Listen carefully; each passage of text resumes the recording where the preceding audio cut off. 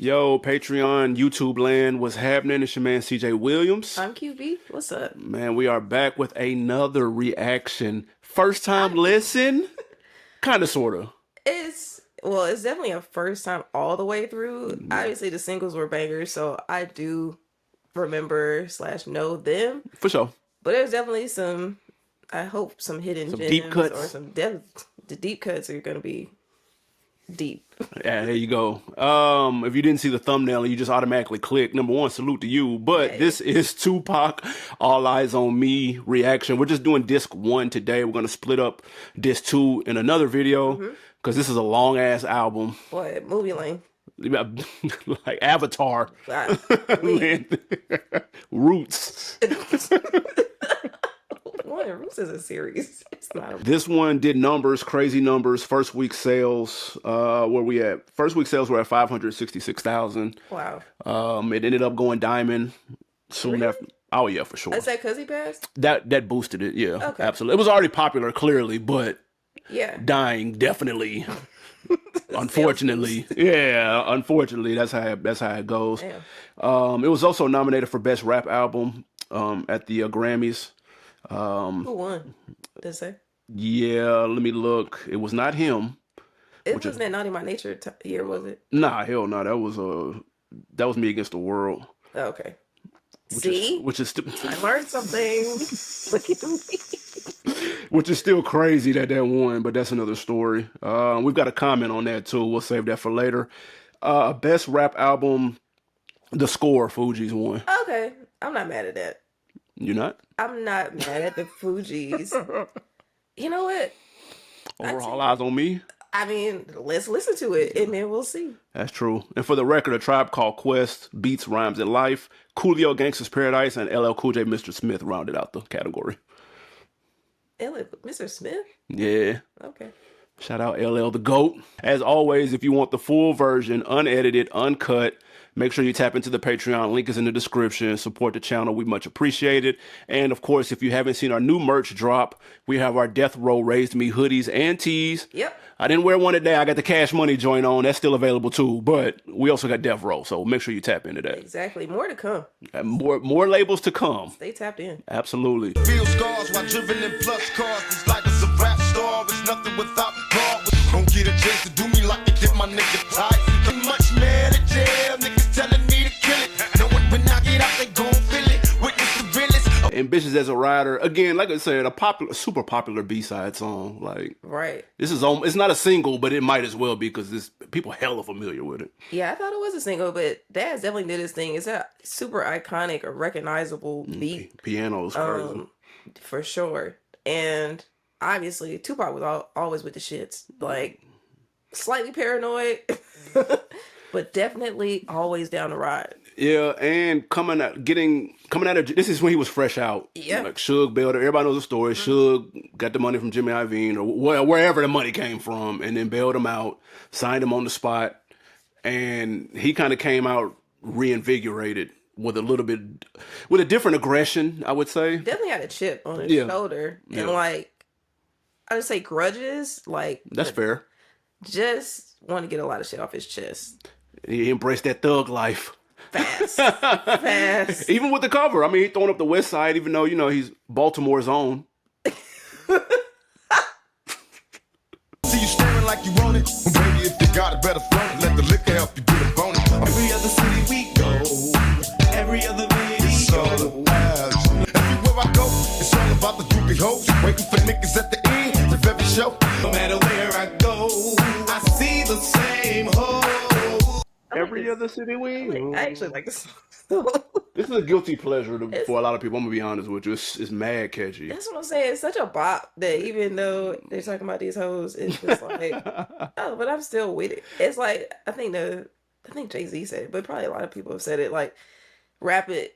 They're talking about people, but it never gets on your shoes because you're always talking about somebody else. That Jay said that? Yeah. Where did he say that at? I think it was Oprah. It's like been a while. Whoa, he was on Oprah? I want to say something. I don't know. Now that you ask it like that, maybe I don't remember. But I feel like he was talking to Oprah, and she was like, "How can you keep calling people niggas or something like that?" And it's like, I forgot, but something like I can talk about him, but when somebody else is rapping it, they're talking about somebody else. So Oh, it never got you. is on, like, the insult never lands. I got you. It's Yeah, yeah, on yeah, somebody yeah. else. Yeah, I mean, the fact of the matter is, what they're saying is, they're basically talking about like groupies and like the video vixens and Yeah. whatever the case may be. I think people don't want to admit that these things like exist. It's kind of like the sexy red effect. Working They're women. kind of just like, they'd rather, people are more comfortable with shit that they don't like if they don't have to be faced with it. True. That's absolutely true. It's like they act out of sight, out of mind. We're gonna act like that's not over. That doesn't change the fact that it Oh, that's exists, facts. though. Yeah. That's all. That's all. That's how I look at it. Let me say that. This song, it reminded me of Area Code's Ludacris, but I mean, Ooh, this Nate makes Dogg. sense because Nate is on it, and also every little city we go, like, Yeah, definitely leans right into Area, facts. right into Area Code. That's like a remix. That's almost like a part two. But a remix would have been crazy, but you know. Give me, I'm a rider, still I'm just a simple man. All I want is money, fuck the fame, I'm a simple man. Lawrence Tucker, use a motherfucker. Instead of trying to help a nigga, you destroy your brother. But this sounds like it came from probably the same session as Toss It Up. Okay. They were like, "Y'all, you want to do another one?" Let's do it. But I prefer this over Toss It Up, though. Yeah. A lot more, in my opinion. I don't think Toss It Up really stuck out to me. But this song, partially because I'm more familiar with it, probably gets the edge over Toss It Up for me. But also, this is like the clearest I've heard Tupac, like, diction-wise. Like, I understand what he's saying. And that I can appreciate. So far on the album? Yeah. Really? Okay. Yeah. Like, clarity and, like, what he's talking about and actually, like, understanding each lyric and word. Yeah. Yeah.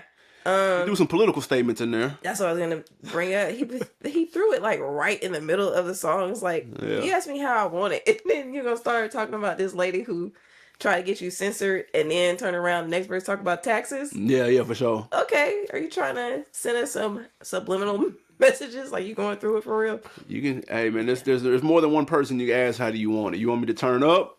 You want me to chill out? The first verse was dedicated to the ladies. How do you want it? The second verse was dedicated to, I guess you could call the haters, or what he would pose as the haters, the political haters, Bill Clinton, Bob Dole. But he started off, "Is it cool to fuck?" That's You true. think I came here to talk? That's true. Like, That was piggybacking off the first that's what I'm verse. saying. So you come back and then you start talking about Bill Clinton and Bob Dole. I did like that he said, "You think we the first ones to bomb and cuss?" Yeah. Obviously not. Right. So don't get mad at me. Picture perfect, I paint a perfect picture, bomber hooches with precision. My intentions to get with you. Got a pit named P, she niggerina. I got a house out in the hills, right next to Chino. Ain't nothing but a gangsta. Ain't nothing but a gangsta. Classic single. Go ahead. Dad's been doing his thing, bro. Yeah, no, he killed that. That shit Can't was say it fire. enough. It is good to hear Snoop he didn't have a verse of his own, but to hear him on this record, this nigga's so smooth. For sure. And then contrast that with Pac's like roughness and different kind of aggression. It's a really nice balance. I agree. Pac's energy is balanced out with, Snoop wasn't trying to get on here and try to out hype him. Right. You're He's not trying gonna, to be mystical. yeah, you're not gonna get Snoop out of his element. So it, like you said, it's a really nice balance. And he almost has like an old school flow Yeah, he on definitely here. did. Yeah, it's kind of like Slick Rick. Yeah, Almost. You got it. It was very 80s. Yeah, but I mean, it in my opinion, it works. I love the balance. This is obviously a super dope song, super dope video. And if you've ever heard Snoop tell the story of how him and Pac kind of fell out, it's very interesting. They acted it out on Pac's movie All Eyes on Me, but here, listen to the story of Snoop telling it is really dope. I think he did it on Dear Mama, the Dear Mama documentary. Was it in Dear Mama? I believe so. He was talking about how Pac was being over aggressive. Yeah, he was like, damn. I said, what up, cuz? Y'all going to Vegas for the fight? Nigga said, just walk right past me. I was like, damn, all right. It's over with, man. I guess I'll see y'all. We're not friends anymore. But if you haven't seen, man, listen. There's like 20 Pac documentaries. Like literally, there's 20 Pac documentaries. If you only can watch 2, first you got to watch that Dear Mama on FX/Hulu. That shit is spectacular. It's a really series.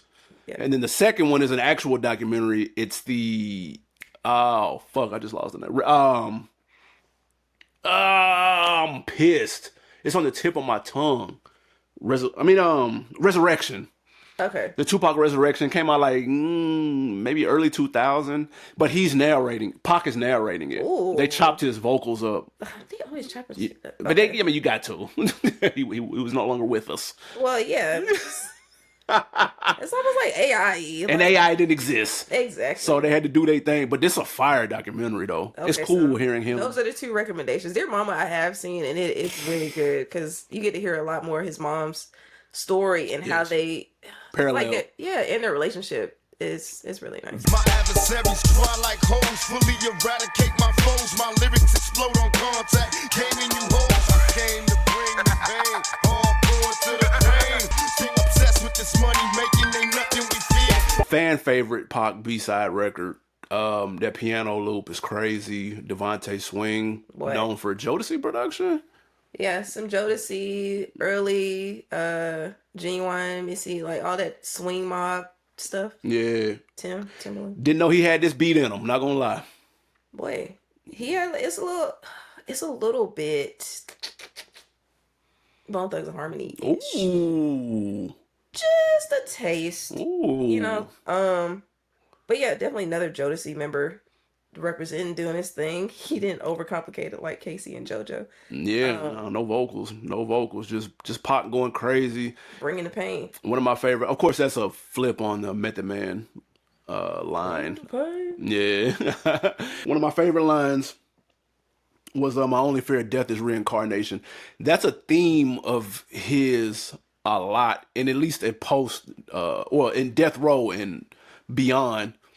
Because on a lot of his posthumous albums, he kind of talks about that, and I always thought that was an interesting take. He's like, yo, if I got to go through this pain, and because reincarnated just come back as another form or somebody, your soul in somebody else's body. Is it somebody else or is it you? Well, true, it's just in a different being, in a different form than what you are. This astral plane is getting deep. Man. It is. I marked that line too because I was like, that's a bar. Like, to not just want to come back to this shit. Like, I'm over it. Like, yeah, it's good. We're good. I lived it. I did it. I'm done. Just don't make me come back and do this shit again. Yeah, that's deep. But that's definitely a theme that he revisits a couple of times, especially on that double. It's on that that Are You Still Down? He talks. There's one of my songs on there. But anyway. Yeah. How many brothers fell victim to the street? Rest in peace, young nigga. There's a heaven for you. In the morning and we still high, assed out. Screaming thug till I die before I passed out. Be a lie if I told you that I never thought of death. My niggas be the last ones left. And you know true or two. While scheming on hits and getting tricks that maybe we can slide into. And this is definitely going on the I Miss My Homies playlist. This is shit. Track number 1 on Miss My Homies. That Fallen Soldiers, like, what? This one, it like, when the beat dropped, it like gave me 90s immediately, gave me like all the nostalgia things, and then it was sad on top of that. It was like, oh, okay. Yeah. Very popular song. Like, Pac wasn't known as being like super duper lyrical. He's not gonna hit you with a ton of entendres and metaphors and simile. He's not finna like bar you up and down like that. If you wanted that back then, you go to Big for that shit. But like the feeling and the emotion and the painting the pictures and the straightforwardness, that's what people went to him for. And I think that was one of the records that kind of like exudes that. Let me welcome everybody to the Wild Wild West, a state that's untouchable like Elliot Ness. California, West Coast, knows how to party. Yes, they do. That's what on bail, fresh out of jail, California dreaming. Soon as I step on the scene, I'm hearing hoochie screaming. Yeah, Inglewood, always up to no good. Big record. One person we haven't said a lot on here is produced by Dr. Dre. We finally get to say that. Oh, okay. Good, because Genius got it as lay law. Yeah, maybe he was Dre had a lot of people, well, I ain't gonna say a lot, but Dre had some assistants sometimes, so maybe that's a part of that, but like he said, just give me that bomb beat from Dre, let me serenade the streets of LA. So we're gonna say it's Dre. All right. Shout out to Genius. Case closed. Yeah. But it's so crazy, the impact of Death Row was so big, you would have thought Pac and Dre had like 20 songs together. That is, it really is like outsized. Like, it just, heat map is crazy. Yeah, for sure. Same with Snoop and like I said, you would have thought that Snoop and Pac had 20 songs. Right. Or like his run on death row was longer than basically 6 months. Yeah. it's wild. But out of the anthems representing where you're from or putting a city, state, anything on the map, Yeah. this is top 2 and it's not 2. It gotta be. It's not 2. California Love is crazy. Yeah, and it feels like California. If you've ever been to California, this just feels like it. Yes, it definitely puts you in the mind, and like I'm telling you about all these cities, and this is it, man. I love it. It just feels like top down, palm trees, coast. I'm riding down the coast. It just I don't know. They hit the nail on the head with this again. It makes you wish that in an alternate universe, there's like a 15-track Pac and Dre album somewhere. Yeah. And it's just like, fuck.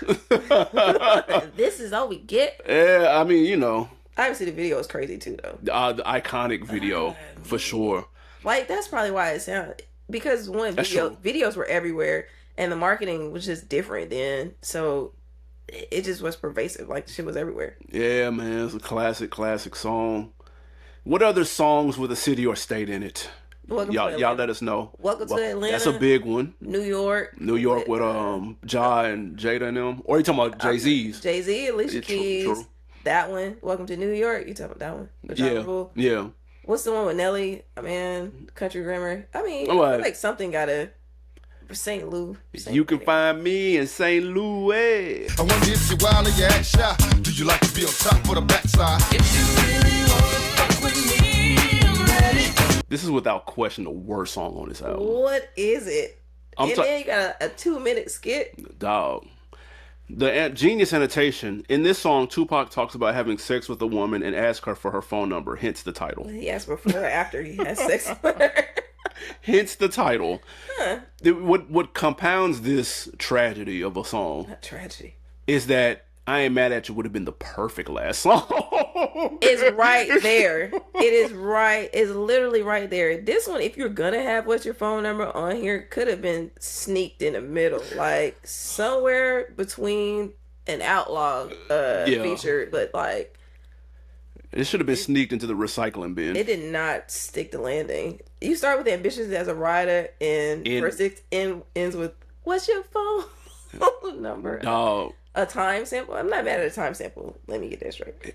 But this is not the proper use or placement. This is not All Eyes on Me. This is not holding up the Death Row pendant. This is not throwing up the West Side. This is not it. No. That beat is trash. The song is trash. It does not go. The 8-minute skit is trash.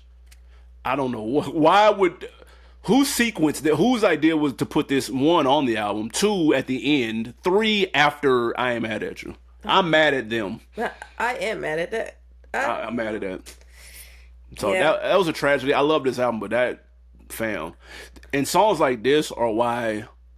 Check out our Tupac ranking. This album is not number 1. What? And there may be 1 or 2 albums above it. Songs like this. 1 or 2? Maybe. Okay. I'm just teasing for those who haven't seen it. And then songs like this are the reason why it's not 1 or 2. Okay, so those must be perfect. Because you said this one went diamond, though. I mean, and it's a double disc, so it sold 5 million. They counted as 2, so it's 10. Oh. Yeah. So that's how double albums are counted. Okay.